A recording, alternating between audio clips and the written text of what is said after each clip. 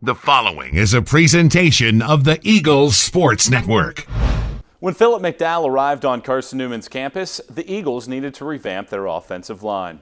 Despite an injury that kept the left guard out of the first 4 games of his career, he has been a mainstay up front for the vaunted Veer.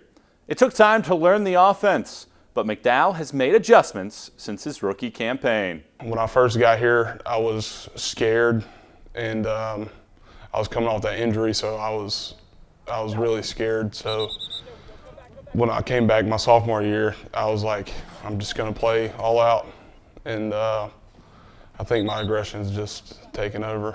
McDowell was among the youngest members of his class, and offensive line coach Kevin Day, an All-American and Remington Award winner, sees McDowell's growth. You play as a freshman and you learn really quickly. It doesn't matter how big you are, it doesn't matter how fast you are. A lot of that stuff doesn't matter in the trenches for those offensive linemen and defensive linemen, because it's just so much of that aspect of the game is maturity and understanding what it actually takes to be good in there. It was very fun to have watched him as a freshman on film and then watch the film last year and seen, the jump that took place. And a lot of that was physical, but he had also been injured.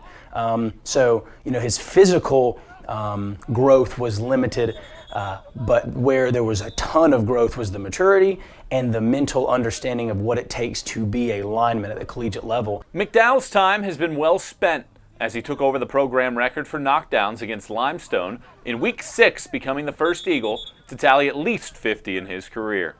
There is no more tentativeness in his game. Phillip has found the ability to play with that tenacity on the field. Sometimes it gets the best of him and he gets those emotions get too jacked up, but when he doesn't, it's fun to watch him just go and go and go and go and frustrate a defensive lineman and frustrate a linebacker, and then still be able to have the calmness and the awareness of that you need an offensive lineman to have, in that, well, that play's over. I don't need to get caught up too much in the antics. Now I'm going to stand up. I'm going to get back to the line of scrimmage or get back to the huddle, whichever one we're in, and not get caught up in all the other stuff. So that is really what has kind of set him apart in his play, and even from a leadership perspective, is providing that example to our guys. The preseason All-American understands there is room for improvement, and his leadership is on full display each and every day at practice. There's always stuff that I can do better, like my first step. I always take too big of a first step. My coaches always tell me that. I need to work on my pad level. I'm more of a lead by example kind of guy. I don't really like talking, but I try to bring in my work ethic and just do everything right so everybody can see that I'm doing it right, and then when the coaches praise me, that they'll try to be like me. Head coach Mike Turner said that McDowell's growth has been fun to watch and credits his maturity for the uptick in his game.